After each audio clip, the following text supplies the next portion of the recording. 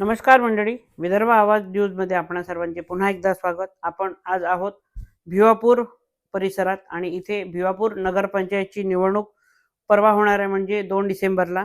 तर या भिवापूर शहराअंतर्गत येणाऱ्या प्रभाग 13 नामाप्र महिला या गटातून उमेदवार आहेत सौ मिथिला मनोज तिडके आणि त्या भाजपकडनं त्यांना उमेदवारी मिळाली आहे. तर आपल्या सर्वप्रथम आपले खूप खूप अभिनंदन, कारण की भारतीय जनता पक्षाची उमेदवारी आपल्याला मिळाली आहे. नमस्कार. नमस्कार. आपले विदर्भ आवाजमध्ये खूप खूप स्वागत आहे. आमच्या प्रेक्षकांना आपला थोडक्यात परिचय द्यावा. मी सौ मिथिला मनोज तिडके, राहणार भिवापूर, वार्ड क्रमांक 13 ची उमेदवार आहे. मला भाजप पक्षाकडून सीट मिळाली आहे. सर्वप्रथम मी माझ्या पक्षाचे आभार मानते. बरं, पहिला प्रश्न तुमच्यासाठी, आपलं शिक्षण काय झालं? माझं शिक्षण BA आहे. आणि राजकारणात येण्याची प्रेरणा कुठून मिळाली? का बरं वाटलं तुम्हाला की राजकारणाच्या या रणांगणात उतरावं आणि उमेदवारी घेऊन नगरसेवक पदासाठी उभं राहावं? माझ्यामध्ये कुठेतरी समाजकार्य करण्याची पहिलेपासूनच आवड होती आणि मी काही समाजकार्य करत आलेली होती. त्याच्यानुसार मला ती चालना मिळाली आणि म्हणजे माझी इच्छा होती एकदा तरी आपण उमेदवारी पद निवडावं. अच्छा, बरं, तुमच्या कुटुंबाला काही राजकीय पार्श्वभूमी आहे? माझ्या कुटुंबाला राजकीय पार्श्वभूमी म्हणजे माझे सासरे याच्या 20 वर्षाच्या अगोदरच्या काळामध्ये एकदा सरपंच राहून गेलेले आहेत आणि त्यांना पण आवड होती राजकारणाची, तशीच माझी पण एकदा इच्छा होती. अच्छा, बरं, तुमचा काय विजन आहे? कुठला अजेंडा, कुठला विकासाचा आराखडा घेऊन तुम्ही या रिंगणात उतरले आहात? मला जर प्रभाग 13 मध्ये मी उमेदवार आहे, मला असं वाटते की माझ्या समाजाचं, माझ्या मोहल्ल्याचं विकास झालं पाहिजे. त्यांच्या समस्या पूर्ण दूर करण्यासाठी मी उभी आहे.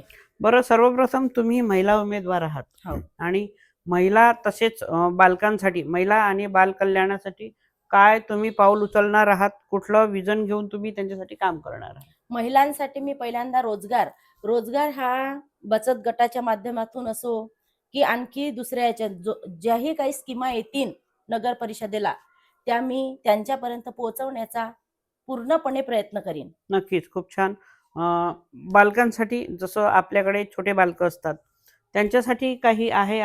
बालकांसाठी म्हणजे आता छोट्या अंगणवाड्या आहेत, त्याच्यामध्ये मुलं जातात, त्याच्यामध्ये पण त्यांना काही लाभ मिळते. लाभार्थी आहेत ते, त्याच्यातूनही त्यांना लाभ मिळते. त्याच्यामध्ये काय मिळते आणि तिथे कोणत्या स्कीमा आहेत त्या पण आणण्याचा मी प्रयत्न करेन. बरं, स्वच्छतेच्या दृष्टीने जर विचार करायचा झाला तुमच्या प्रभागाचा, तर काय परिस्थिती आहे सध्याची? सध्याची परिस्थिती तर चांगलीच आहे. थोडं पाण्याची समस्या आहे, गढूळ येते, तर त्याच्यातही आपल्याला सुधारणा करता येईल. सांडपाणी वगैरे वाहते कुठे, की भूमिगत नाल्या वगैरे आहे? फक्त एक नालीची आवश्यकता आहे.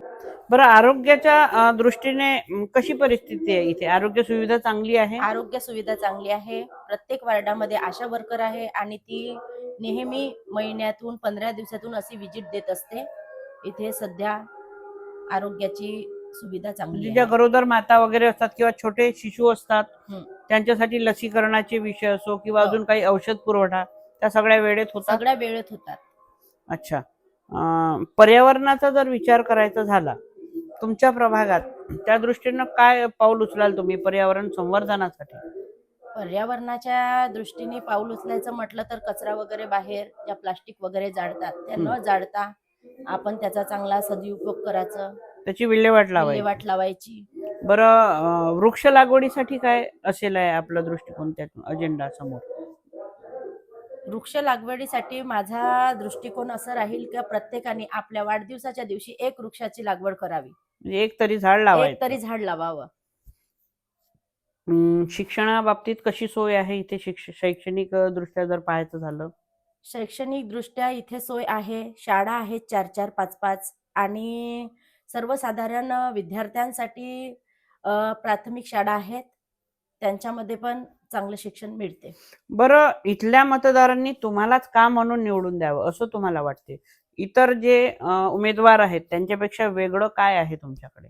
हे त्यांचा पाहण्याचा दृष्टिकोन आहे. त्यांना असं वाटते की मी त्यांच्यासाठी काही करू शकते आणि काही सोयी सुविधा आणू शकते. म्हणजे विश्वास त्यांचा विश्वास माझ्यावर आहे. म्हणून म्हणून आणि तो विश्वास तुम्ही कायम ठेवणार. कायम ठेवणार.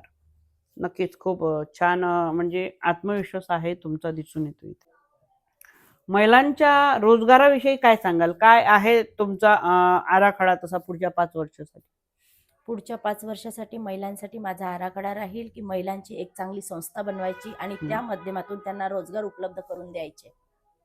बचत गटाच्या माध्यमातून बचत वगैरे? गट आहे आणि घरी पण आपण एक गट करून व्यवसाय पण निर्मिती करू शकतो. अच्छा. विविध व्यवसाय विविध व्यवसाय. आहे, तर त्यापैकी कुठेतरी तुम्ही त्यांच्या हाताला काम मिळवून देण्यासाठी प्रयत्न कराल. प्रयत्न नक्कीच करणार. अच्छा. नक्कीच आपले जे प्रयत्न आहेत तुमच्या प्रयत्नांना यश येवो आणि तुमच्या पुढील वाटचालीसाठी खूप खूप शुभेच्छा. थँक्यू. परवा मतदानाचा दिवस आहे. नगरपंचायतीचं तुमचं 2 डिसेंबरला मतदान आहे सकाळी 7:30 ते 5:30 सकाळी 7:30 ते सायंकाळी 5:30 पर्यंत. तर तुमच्या प्रभागातील नागरिकांना, मतदारांना तुम्ही काही जाहीर आवाहन करू इच्छिता? मी माझ्या मतदारांना हे संदेश देते की त्यांनी कुठल्याही अम, लालच या प्रलोभनाला बळी न पडता त्यांनी योग्य उमेदवाराला निवडावं.